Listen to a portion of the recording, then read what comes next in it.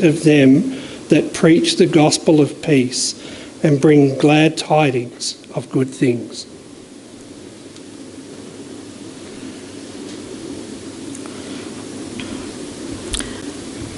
How do I condense 25 years of my life into a short 10-minute segment this morning? Well, I can't, but I will share some snippets. Stories that stand the test of time are those that capture the hearts of people. They're about things we know to be true from our own experience and give us hope. Growing up, I would hear stories from a couple in our church who were like spiritual parents to me. They'd gone to Bible college at WEC in Launceston, which is very much a mission-focused Bible college. And they would share stories of their friend Diane, who was serving overseas, as well as others that they knew. They'd hoped to serve overseas themselves, but her health had prevented them doing that. But they still shared their passion for missions and God's love for a lost world. In the late 1980s, I was in my early 20s, and one of OM's ships, the Doulos, came to Australia and visited the port of Devonport in Tasmania, near where I was living. And a group of young people in the youth group went on the Friday night to visit the ship. There's not a lot to do in Tasmania, so anything that's new, you have to go to. And one of our group had heard about an opportunity to serve on the ship, to live on the ship while it was in Australia, and help be part of that community. And when I heard that he was applying, that piqued my interest as well. Skip ahead a few months after travelling by bus from Melbourne to Gladstone, which was 41 hours. Not my choice to go by bus, but that was the national airstrike back when Ansett was an airline, and there was that national strike. So we stopped only for food and bathroom breaks, and I arrived in Gladstone. This was the group of us that did what was called Short-Term Exposure Program, or STEP, and we travelled Gladstone, Townsville and Cairns. We lived on the ship and were part of the ship community.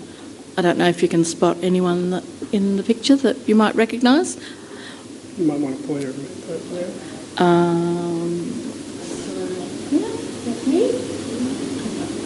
I think John was taking the photos because this was one of his albums as we dug out our photos from over 30 years ago.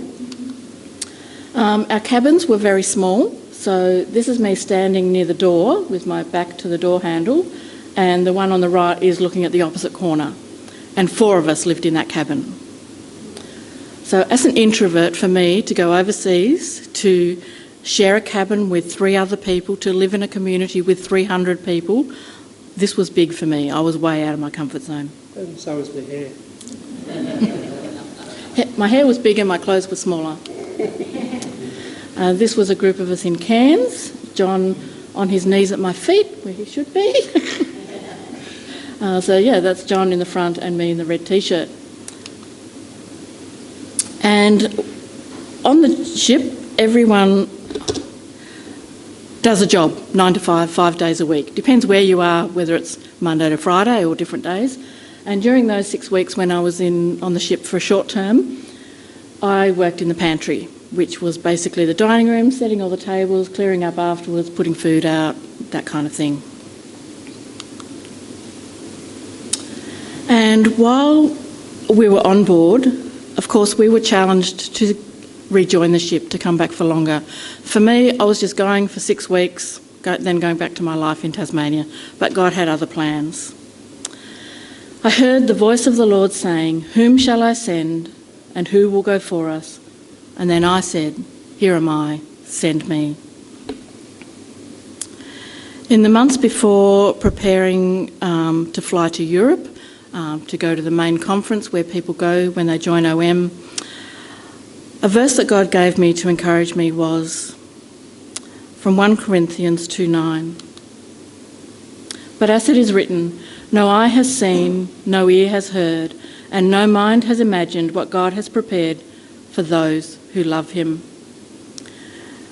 And this was an encouragement to me that God was going with me as well, that he was going to continue to meet my needs and help me through this time. So I returned to Doulos for 2 years. I worked in the laundry for 9 months, which was challenging on the mornings when you were doing the galley laundry, and you would pick up the basket of galley clothes and drop it so all the cockroaches would scatter. Living on a ship wasn't glamorous, I'd have to say. And then I worked in the book exhibition. So one was very much behind the scenes, and then up where the public were in the book exhibition. But my journey was not all smooth sailing.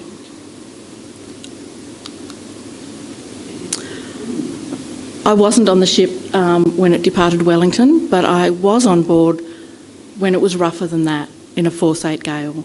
But I knew God was with me, and I wasn't afraid. I look back and I think, how could I have been there and done that?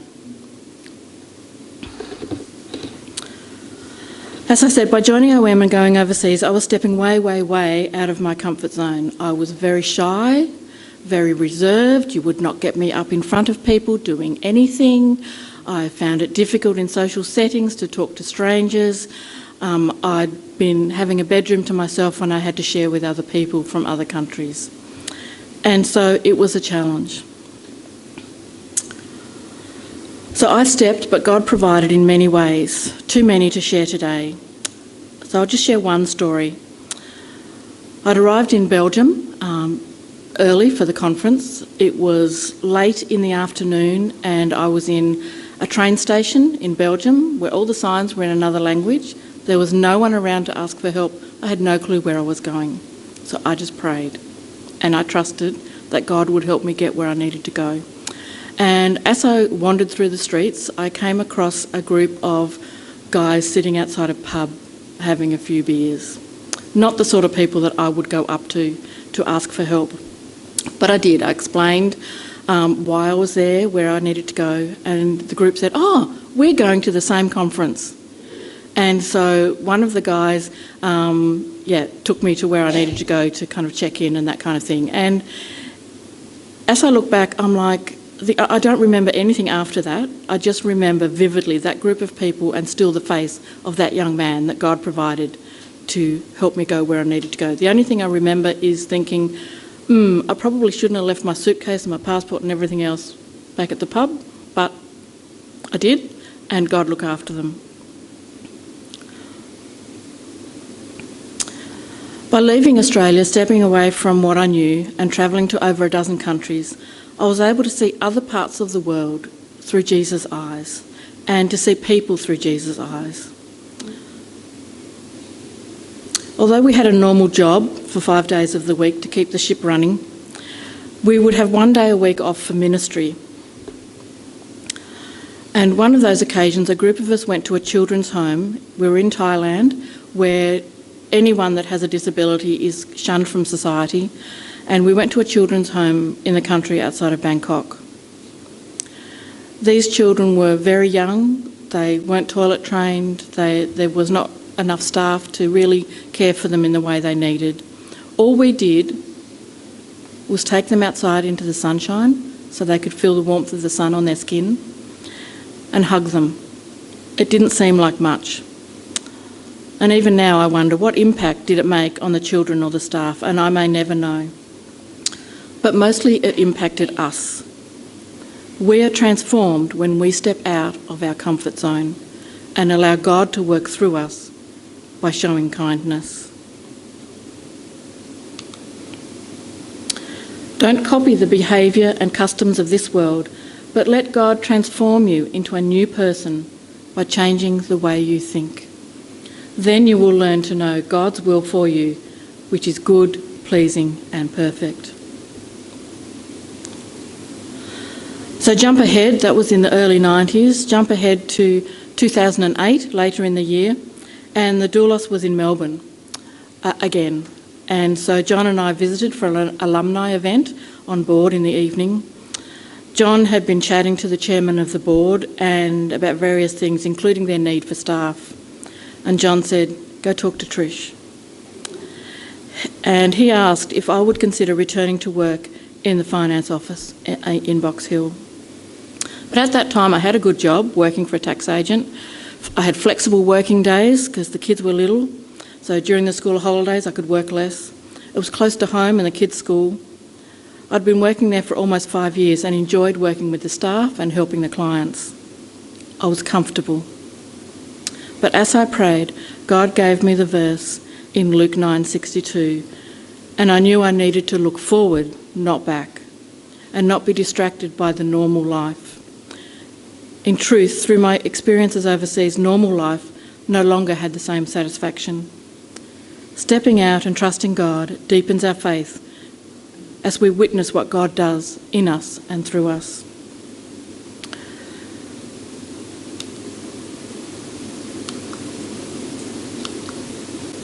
Oops, too far. Luke 9:62, no one who puts a hand to the plough and looks back is fit for service in the kingdom of God.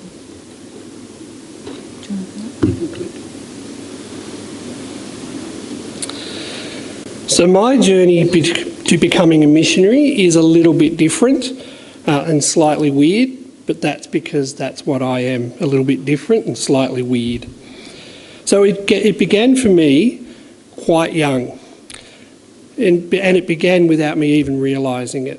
When I was 13 years of age, so that would have been 1979, I'd made friends with another boy down at a beach that we go to every year, and his father had suggested that he and this boy and myself, they go and visit a ship that's docked in Melbourne. I had no idea what the ship was, it was just something to do. We were given special access and could go anywhere on the ship, and we ended up on the bridge, and that's me with the father of the boy, on the ship, and at the time I was at the bridge.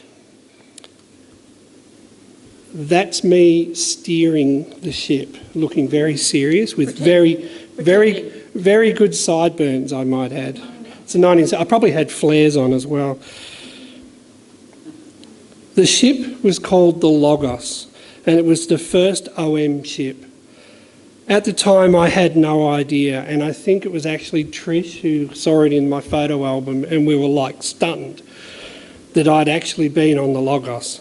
It's now at the south tip of South Africa, where it's used for target practice by the Navy.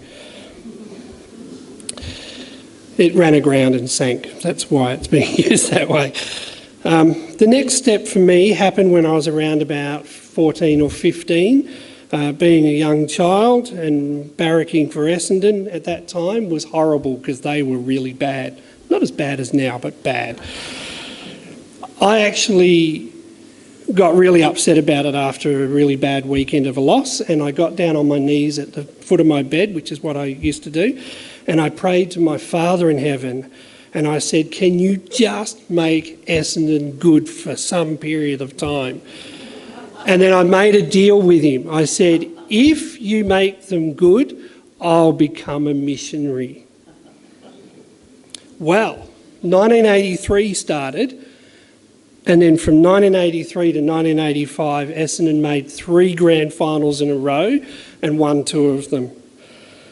At the end of 1986, I moved up to Sydney and I joined a local church there with some young guys, and we grew as Christians together. It was a wonderful time.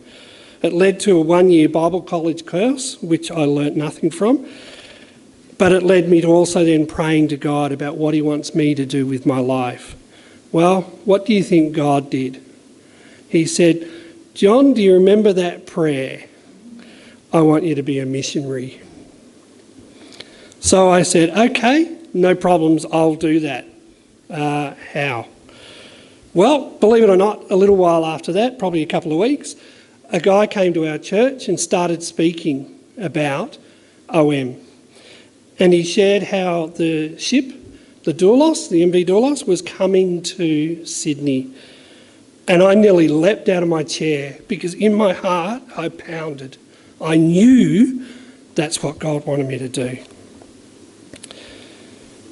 So not long after that, I was living up at Collaroy. Does anybody know Sydney? So Collaroy is just above Manly, and right there is a thing called Longreach, which is a golf course that juts out into the ocean.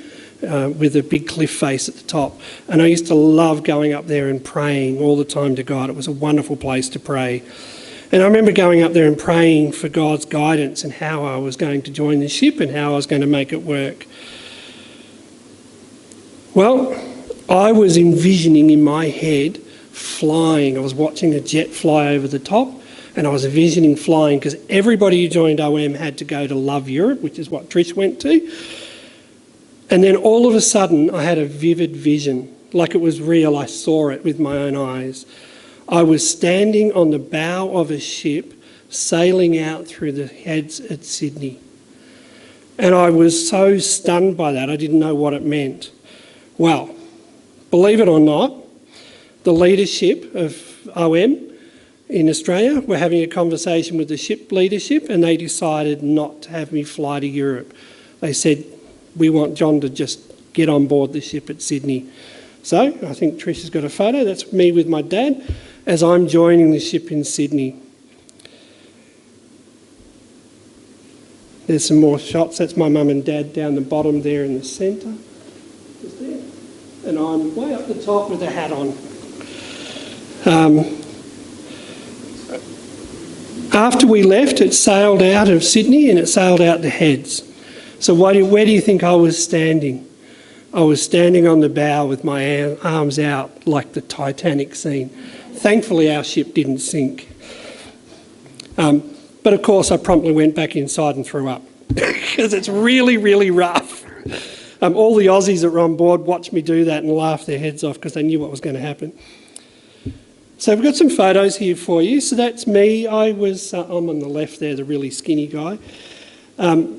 I worked in the galley when I first joined. That's a couple of the galley mates that I worked with. Robert, just to my left side, he ended up staying and living in Europe, in Asia for the rest of his life. He's a great Christian leader over in Asia. That's me in the book exhibition. I worked in there as well. Very, very skinny. That's me doing drama. I was part of the drama team with Trish, and we used to do drama out on the different areas where we would go into port. That was part of your missionary work, was to do drama, was to do preaching, and it was very, very challenging.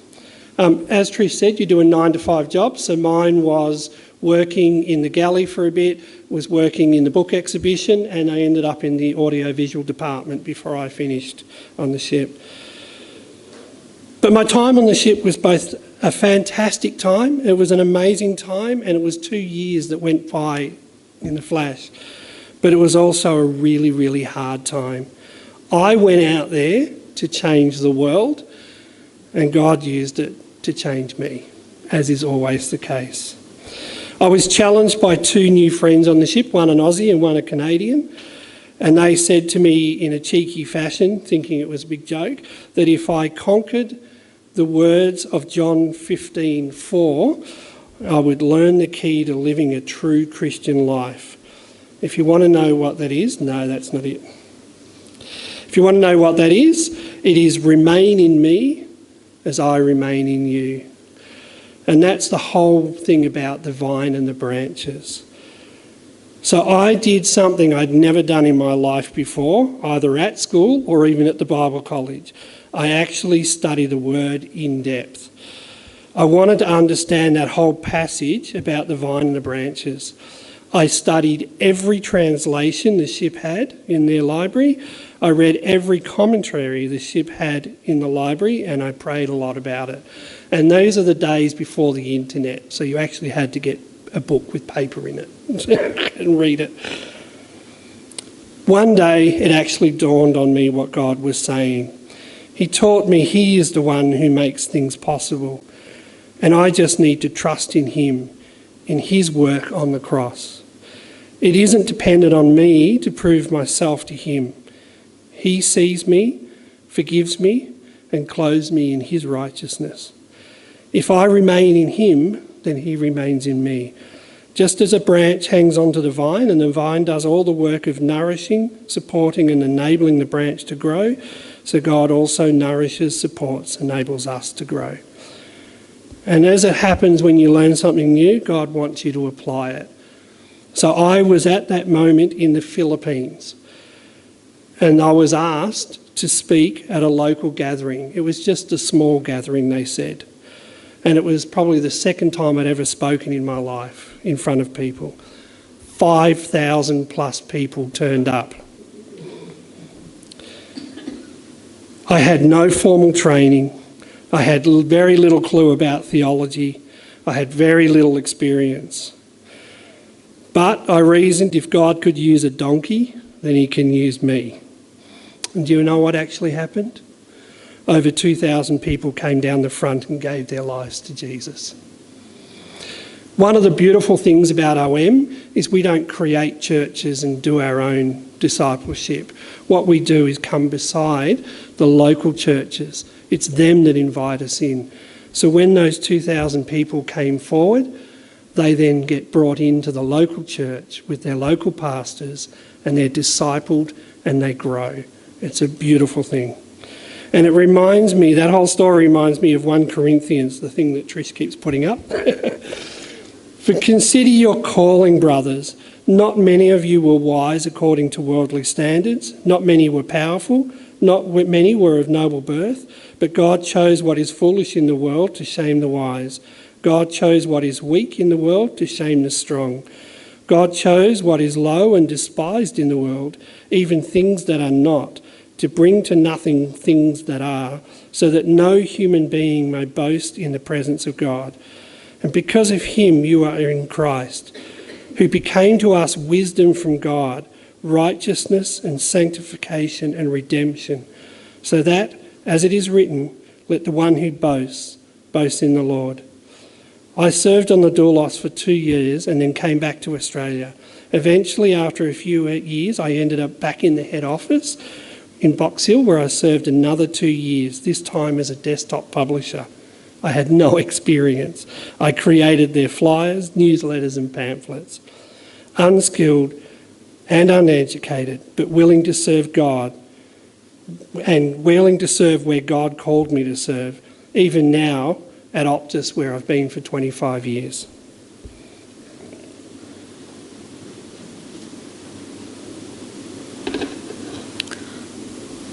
So since I was asked and agreed to return to OM to work in the head office, it's been nearly 18 years. We engage with churches and we train and equip people to serve either here in Australia or in overseas. That's okay. So what do I do now? Now I work in an office, again with no windows, a bit of a theme, bit of a fishbowl, and I work in the finance team doing accounting. But there are many, many other ways in which people can serve in OM, either here or overseas. We would love someone to come and help us with property management of the building that we have. We have tenants that help us earn some income to meet our expenses.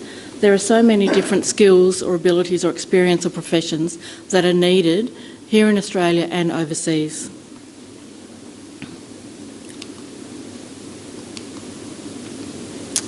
How can they hear without someone preaching to them? And how can anyone preach unless they are sent? When John and I were on board the Doulos, as he said, there's no internet, no mobile phones. You can imagine these days, you get a group of 90 people join one of the ships. Everyone's got a mobile device with them and a laptop. So IT guys are kept very, very busy and needed a lot with the technology that we use today. I'm involved in helping to train people before they go overseas to understand the finances, answer their questions, and also support them while they're overseas with finance questions that they have. During their training, recruits are taught how to tell their story. Being a witness involves telling our story, telling others about how God has worked in our lives, provided for us and saved us through Jesus' sacrifice for us. Our story is unique and speaks of God's character. We are all called to be sent, and if we're not sent, then we are the senders. At OM, we provide many opportunities for people to be involved. Sounds like an alarm going off. So there are some brochures that I've brought this morning. We have many discipleship and training options, similar to what I did for 6 weeks. There are opportunities from 2 weeks to 9 months to 12 months around the world in many different ways, where people can serve practically and be discipled and deepened in their faith. Have you thought about giving a kingdom legacy, investing in God's kingdom beyond your lifetime? People can also just go and visit for a short term. There's a church in Donvale that next week are travelling to Japan with one of the staff members from our team. As a church, they've decided they want to focus and adopt a people group that are needing to see Jesus. And so this is their first trip to Japan, and they hope to do many more in the future. OM is in over 110 countries, and there are many opportunities to visit and see what God is doing in practical ways. We also have our impact report that has more stories about what God has done in Australia and overseas through those that are serving with OM. I heard the voice of the Lord saying, "Whom shall I send, and who will go for us?" Thank you for the opportunity to share just a small part of our story this morning, and we'd love to answer any questions that you have later on. Thank you. Thank you, Sean.